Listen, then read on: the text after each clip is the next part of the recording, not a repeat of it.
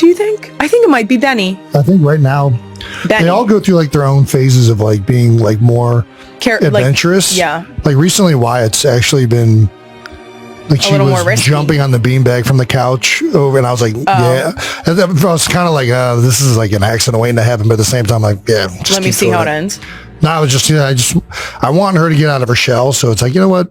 She hits her head on the cabinet. Whatever, we'll figure it out. Yeah. But I will say, I think that if you were going to give each of our kids, if you could see into the future, crystal ball this shit, and they ended up being winter sport athletes. Yeah. What sport do you think they would each do? I feel like Wyatt would do figure skating. I thought the same thing. Yeah, she likes to like dance. But Benny likes to do that too. Benny is very like performative. Like whenever we do like the little fashion shows with the dresses. Oh yeah. She like really works it. She does. She can play to a crowd very well. Benny. She does. So I think Benny would be figure skater. I think Wyatt would be figure skating. They probably would both be figure skating. I think Ellie would be snowboarding of some kind. I can see that for sure. She's a little bit like marches to her own beat type. Yeah. And she's like a little more tomboyish. I agree. Yep. Jury's still out on Finney. What else? I can see Wyatt doing like, she's a very like cooperative person. So I can see her doing like a team sport. Mm-hmm. Like a hockey or. I don't think she would want to hit people. Ellie might do hockey. Good point. Ellie would want to hit people. Good point. Ellie would be calm until she wasn't. And then good luck. Maybe why's a bobsledder?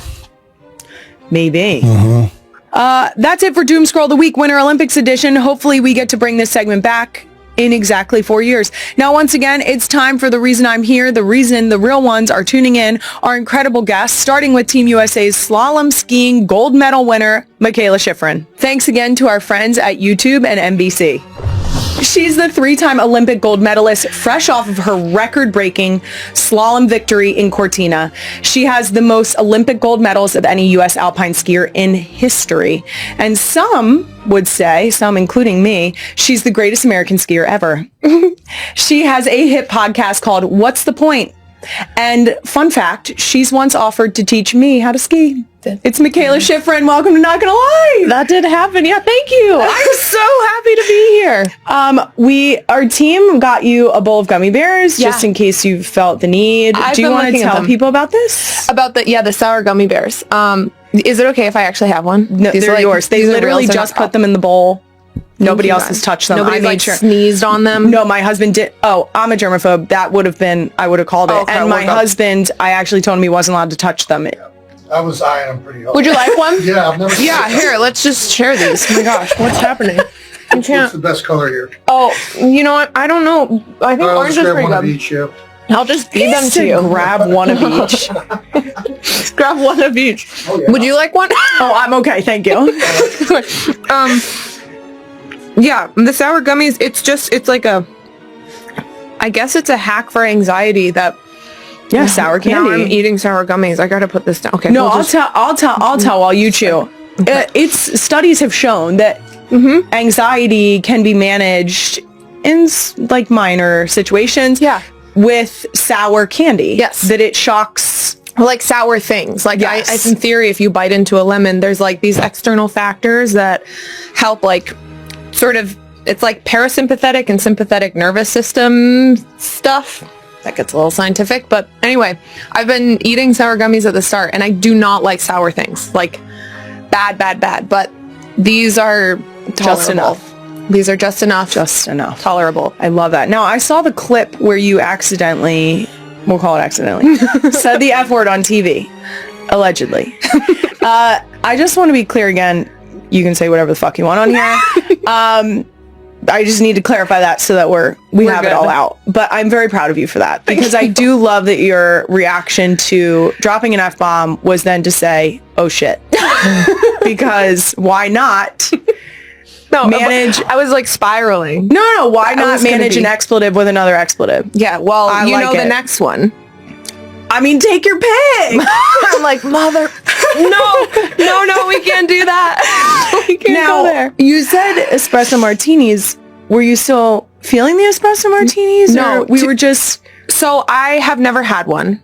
Now I have. I had not ever had one. What a lovely place to have one. Yeah, it was. Everybody had been raving about the espresso martinis where we were like having dinners, and I'd never had one, and I haven't been drinking for probably the last 2 years, like not a sip. So this is explaining a lot. So over the course of the evening after the slalom race, I probably had a total of just one. Sure. But everybody on our team, we had this like celebration toast, and everybody on our team was there, and like the, donors and sponsors and all of these partners, and like they were all handing me espresso martini. I was like double fisting espresso martinis. And I don't think, and then they're like, make sure to pace yourself because this will hit hard. I'm like, I haven't eaten all day. I haven't had a drink in like 2 years. Yes. I'm like, you're in the mountains. I'm in the mountains. I had to make a speech. So I like downed a glass of champagne, which is the worst ever. It tastes like wet dog. Like champagne is, do you like champagne? That's so accurate. It's gross. When you got sprayed with champagne, then you're like, everything I have smells like, and that, like if you spray a winter hat with champagne, you will never get that smell out of your system. And you will never like champagne again. That's so accurate. It's like slightly sour. Yeah. Wet dog. And like rancid. And so, but that's what everybody wants to toast with. So we were toasting with champagne. I'm like, I got to make a speech. I haven't thought about this. So I'm like, down the champagne. And I'm like, we're in it now. And then somebody hands me my mom actually handed me an espresso martini. That's women supporting women. Thanks, Mom. Mom's fault. And then does Mom also have a mouth? Does Mom use expletives? To be honest, I've actually been a really bad influence on her. She would not have. And I was like, the first thing that I actually thought when this happened, what went through my mind and the reason I said shit was like, my aunts are going to come after me. And I was like, oh no, when my mom sees this, what's she going to say? But honestly, we've gotten to the point, I read somewhere like 2 weeks ago that swearing helps you live longer. It's like Did you know it's a marker of intelligence? You read that one too. I read that one. People Seems like we're on the same algorithm. That one to me in the last 24 hours. People tag me in the comments. Now, not many people realize this, but this conversation is actually years in the making. Yeah. But I'm going to come back to that because I don't want to bury the lead. You won. Won it. You won. Yeah. It was a lottery. You did. You actually said, I won. I fucking won.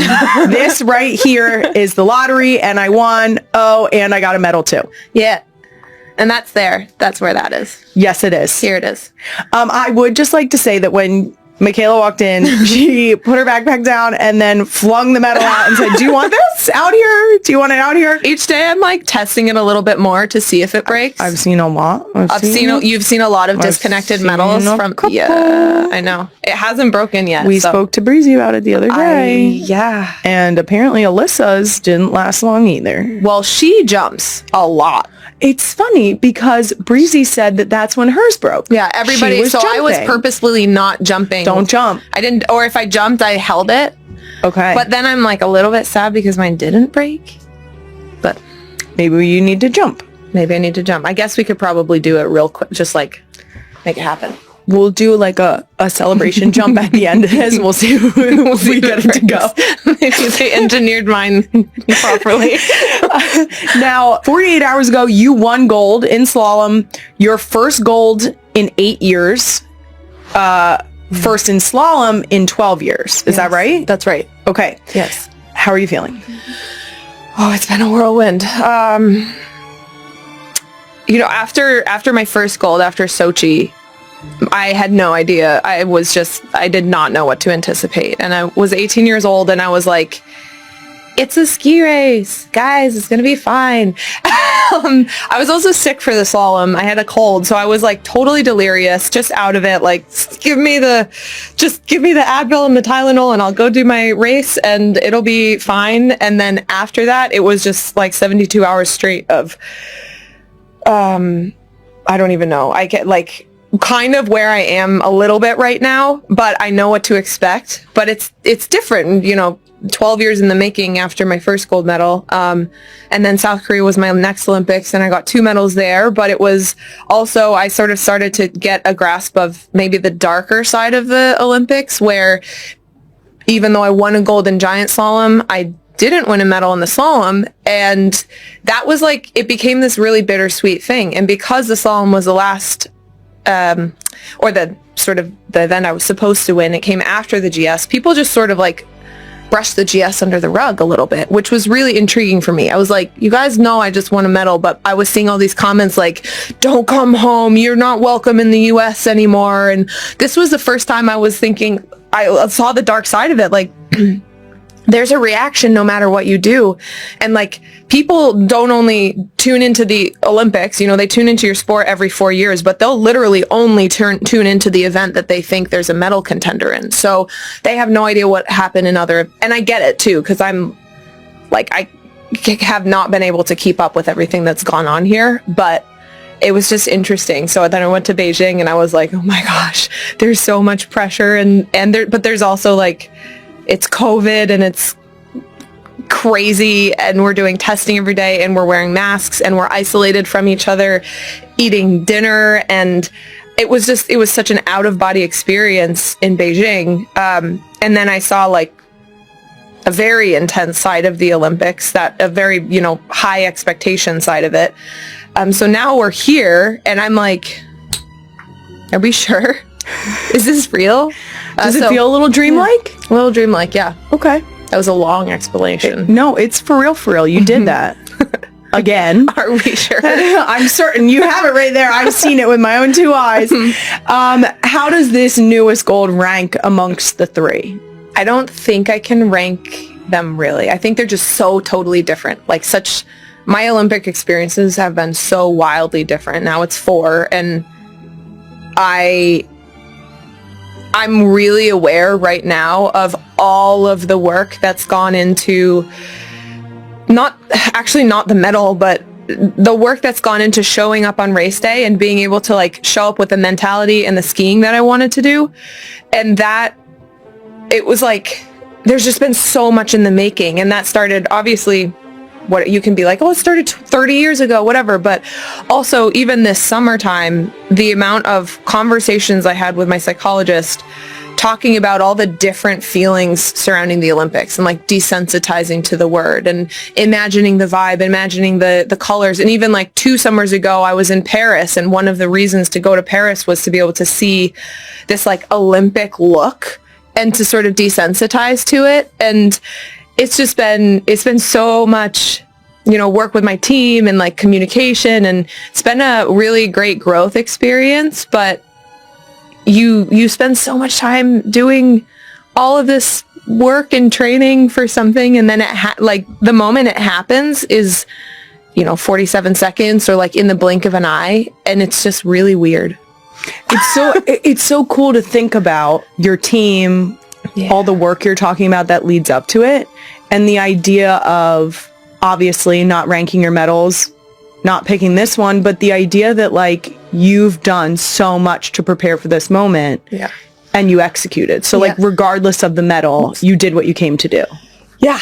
Yes, exactly. That's so and amazing. I feel like we've been hearing that from a lot of athletes this games, like even Alyssa competing, and you know, those who maybe didn't win a medal when there was some expectation around that. It's like a lot of athletes are prioritizing being happy in life.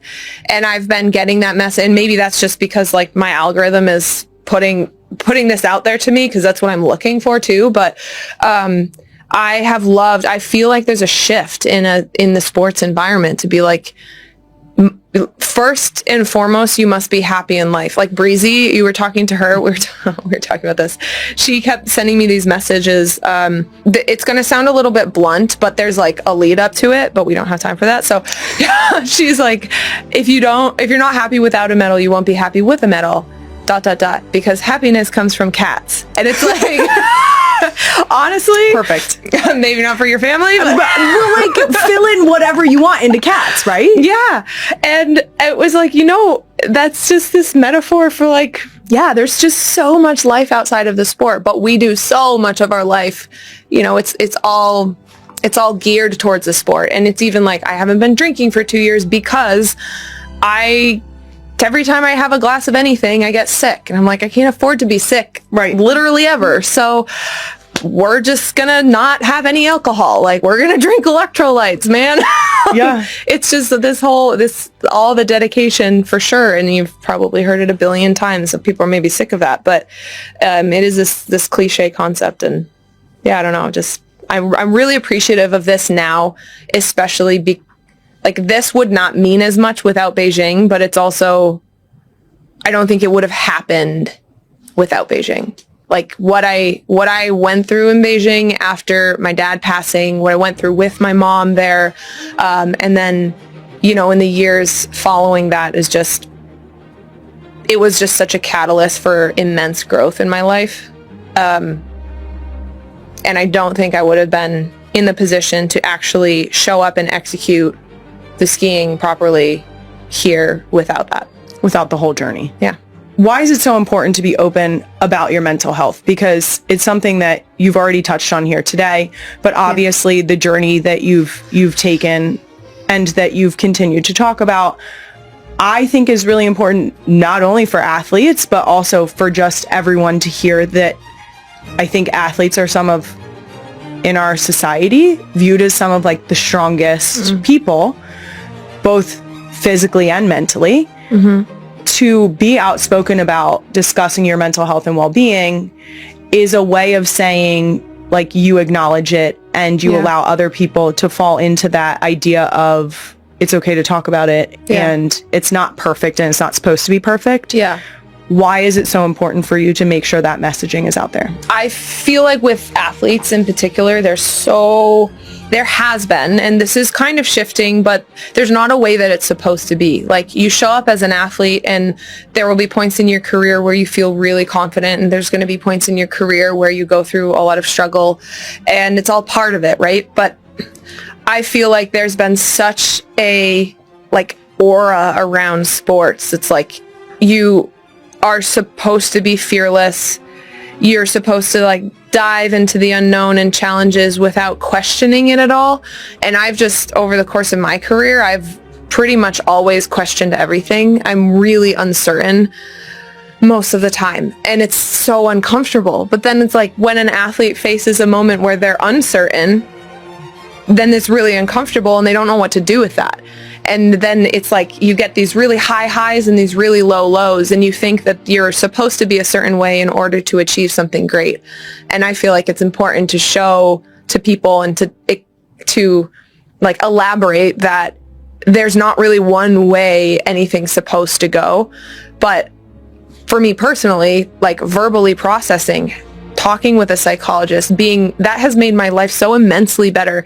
And it's helped my communication in relationships. I've become so much more clear and sort of confident in action, maybe not in my, like, feeling within myself, but the way that I'm able to say no or say yes or set boundaries or just, like, know what my own limits are and to express that to other people. And relationships within my family, relationships outside of my family, like within my team, that has gotten so much better because of, like, expressing what's going on in my head and in my heart. So I feel that it's really important. And we talk about mental health, and there's just so many different layers of that. You know, not everybody, you don't have to have a clinical diagnosis to experience, like, what's going on in your head and your heart. That's just a real thing that people have because we've got brains and we're human. And we're human and we got hearts.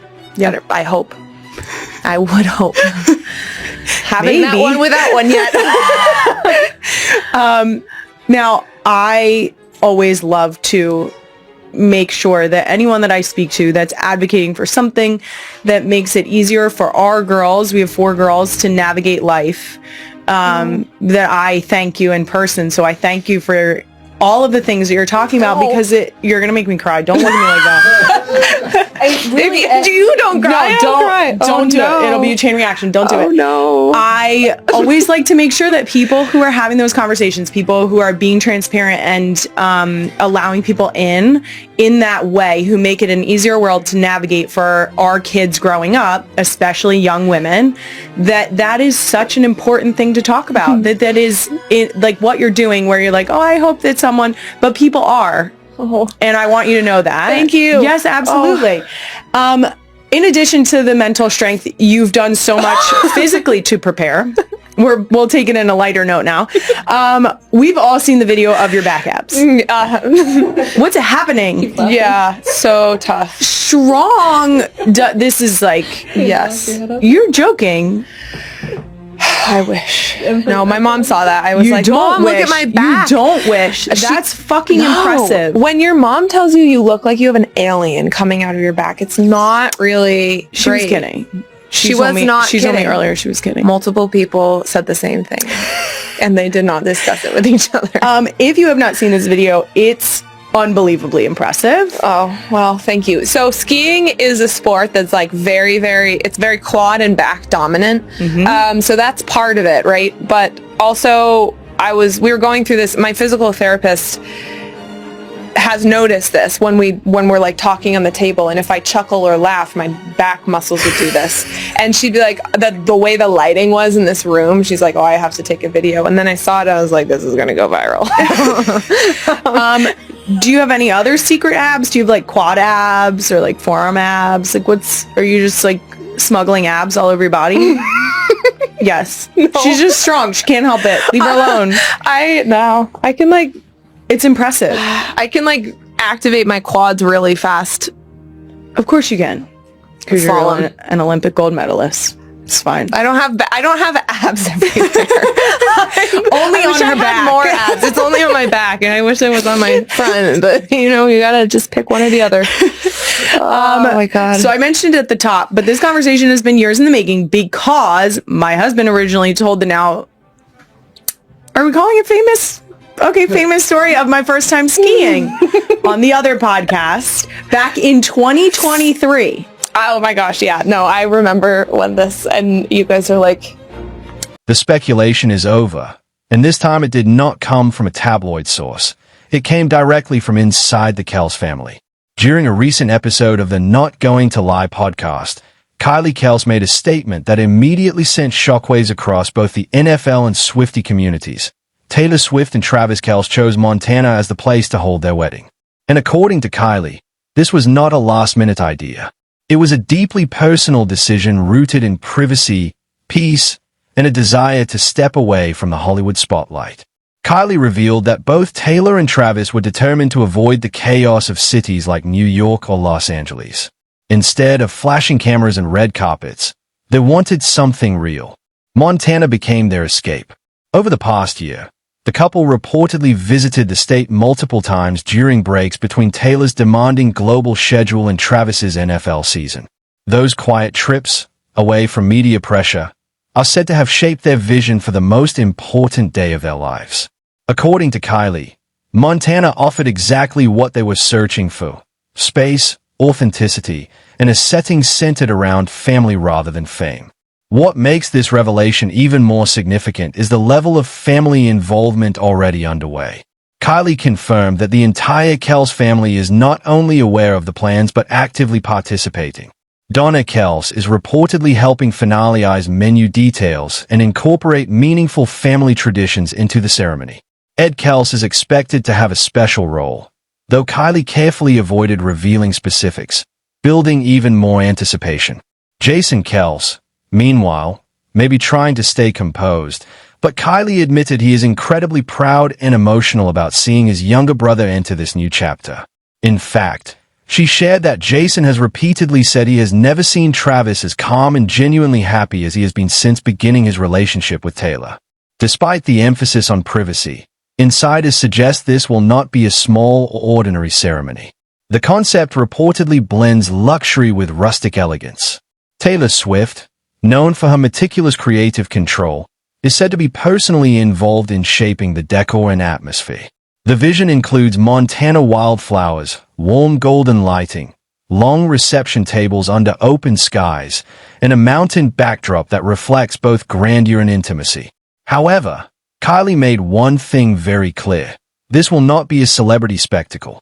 The guest list is expected to focus on people who truly matter to the couple, rather than industry names meant to create headlines. Perhaps the most emotional detail Kylie shared was about Taylor's personal dream for her wedding.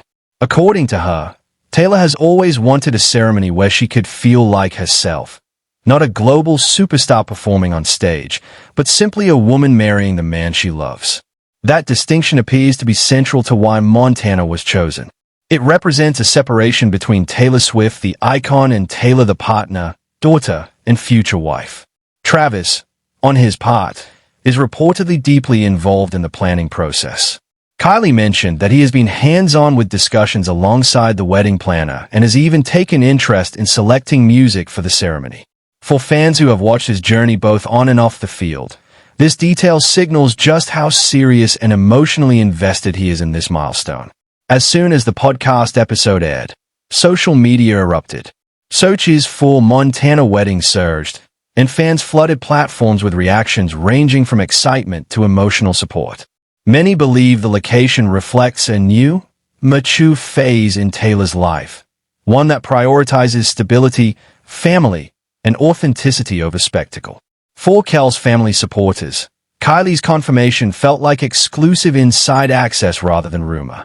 No official wedding date has been announced, and neither Taylor Swift nor Travis Kelce has publicly issued a formal statement. But with Kylie's enthusiastic confirmation and detailed insight, one thing is clear: Montana is not just a backdrop. It represents the intentional beginning of what those closest to the couple are calling the most beautiful chapter of their lives.